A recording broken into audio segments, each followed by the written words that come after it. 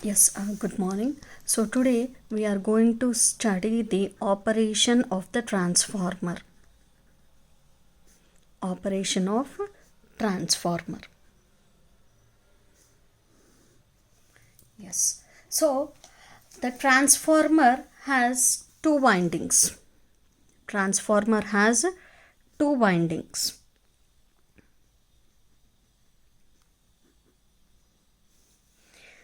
The winding which is connected to the supply, the winding which is connected to the supply is called as a primary winding, and the winding which is giving the supply to the load, and the winding which is giving the supply to the load is called as a secondary winding.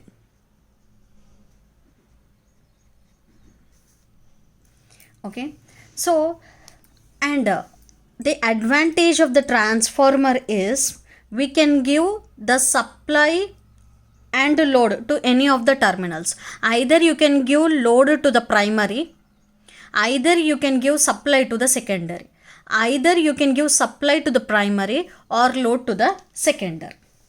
Okay, for example, suppose if I'm giving the supply as 115 volts.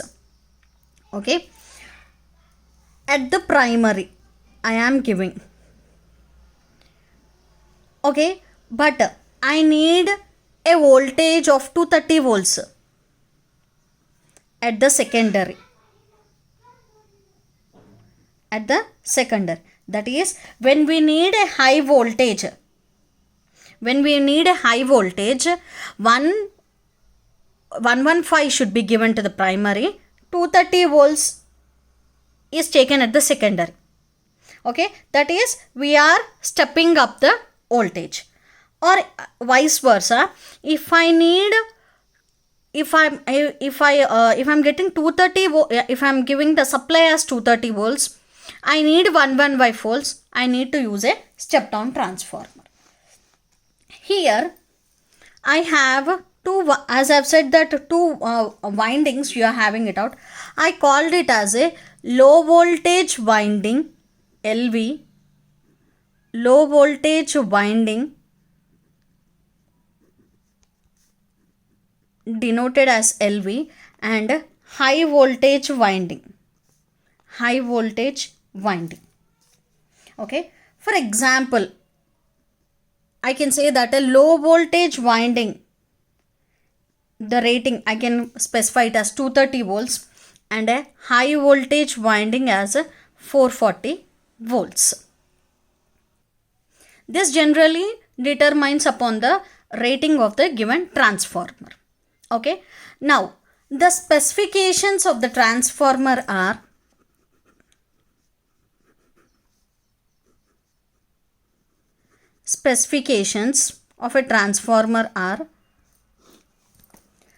low voltage winding, LV, is nothing but depends upon the less number of turns. Low voltage winding depends upon the less number of turns. High voltage winding depends upon the more number of turns. High voltage winding depends upon the more number of turns. Now, so this is the transformer, okay, having the iron metal core. Okay, here a primary winding and a secondary winding. Okay, here you are applying an alternating voltage V1 and the output is taken across the load. Okay, here before going to the operation, remember my transformer, as I have already said, transformer works on the principle of mutual induction. Yesterday I have discussed.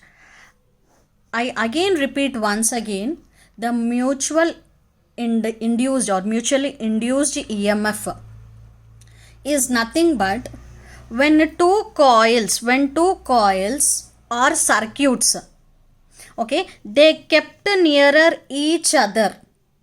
Okay, and if the current is given to one circuit and it is changing, the current is given to one circuit and it is changing. Okay, now the flux produced, you are giving a current. Okay, as you are giving a current to this coil, okay, N1 into I naught will produce some flux, and that flux produced, the flux produced due to this current, due to the primary current, okay, due to the primary current which is linking both the coils, So what will be happening? An EMF will be induced in both the circuits. This is called as a mutual induction. Means the production of EMF in second coil due to the variation of current in the first coil is called as mutual induction. You can even have a thing, we have two inductions. Okay, generally the statical, I can generally say it as a statically induced EMF. Statical, you have dynamically induced EMF and statically induced EMF. In the statically induced EMF, it is of two types: self-induced EMF, mutual induced EMF. This mutual induced EMF is used in the principle of operation of the transformer. That is nothing but the principle of transformer. Now, what is the self-induced EMF? The self-induced EMF is nothing but, okay, suppose you are taking, this is a conductor. Let me take, this is a conductor. When a conductor is given current, okay, when a conductor is given a current, okay, the flux will be produced, and as the flux will be produced, the current is changed. When the current is changed, the flux also changes. How this can happen? This can happen by the Faraday's law. As per the Faraday's law, what it happens? When there is a change of flux, an EMF will be induced. When the flux is changing, then definitely an EMF will be induced. So in that only, this is called as a self-induction. Means the induced EMF will always be opposite. Remember, the induced EMF will always be opposite to the applied EMF. When you are applying the EMF in this way, the induced EMF will be in this direction. Okay, this is what a self-induced EMF. Okay, this self-induced EMF will be using in the auto transformers. Later you have this topic also, auto transformers. But mutual induced EMF is what? The production of EMF, the EMF produced in the second coil is due to the variation of current in the first coil. Simple. This is called as a mutual induction. Okay, now when we are, even you can have it out the statistically induced EMF, even we have the formula also. We have it as E is equal to, the induced EMF is directly proportional to the rate of change of flux linkage, N by N into dt. E, I can write down here clearly. E, the induced EMF, E is this is flux density.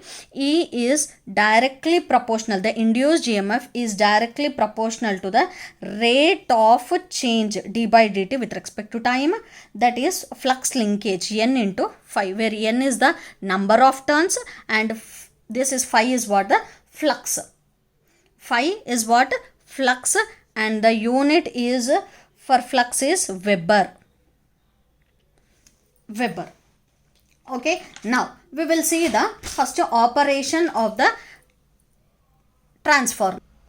First, when we are applying a voltage V1 to the primary winding of the transformer, okay, so when we are applying a voltage to the coil, we will be getting a current I. we are getting a current I. So as we are having a windings, the turns I denote with N. So N1 is what? The number of turns in the primary. So N1 and the current N1 into I is nothing but the flux is starting across the primary winding of the transformer. As the flux is starting, therefore I can say that EMF will be induced. Yes, EMF will be induced, and that EMF will be induced on its own conductor E1.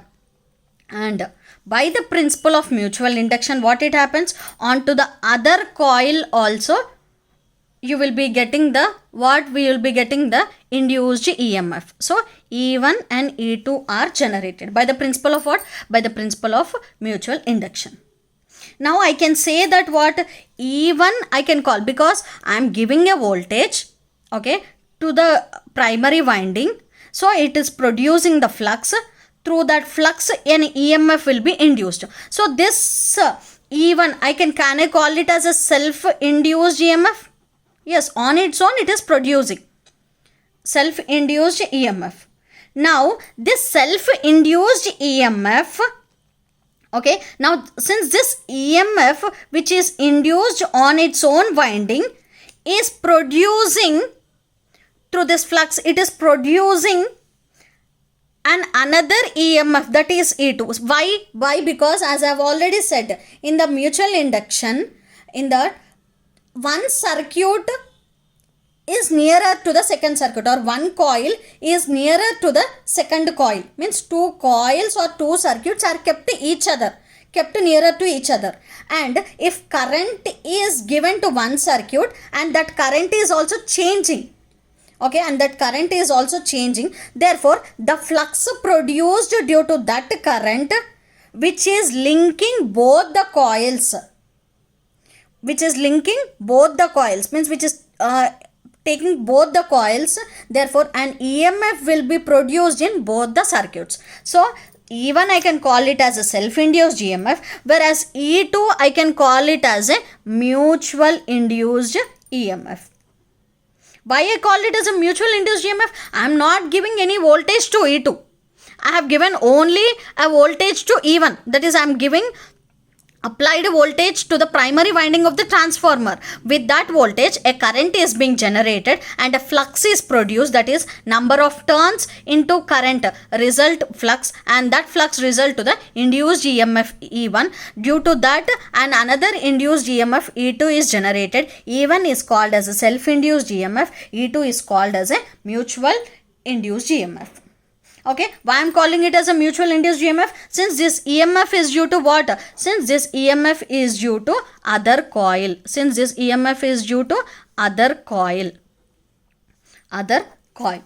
And remember, a very important thing is, there is no electrical connection between these two, between E1 and E2. No electrical connection. Only which connection? They are magnetically coupled. But no electrical connection. Between what? Between E1 and E2. No electrical connection between E1 and E2. Okay, now here for a first instant I'm not taking any load. When no load is connected at the secondary, then definitely you can say I2 is equal to 0. Yes, we can say it out. Let me write down the specifications first so that you'll understand clearly. For a primary and secondary, okay, the voltage given at the primary is denoted as V1. Okay, the voltage obtained at the secondary is V2. The current is I1 and the current at the secondary is I2. The number of turns is denoted as N1 and the number of turns is N2. Induced EMF E1 and induced EMF E2. Flux always, it remains constant. It will be moving throughout the coils. Now, when no load is connected, here I write down when no load, I am not connecting any load at the secondary. When no load is connected at the secondary winding,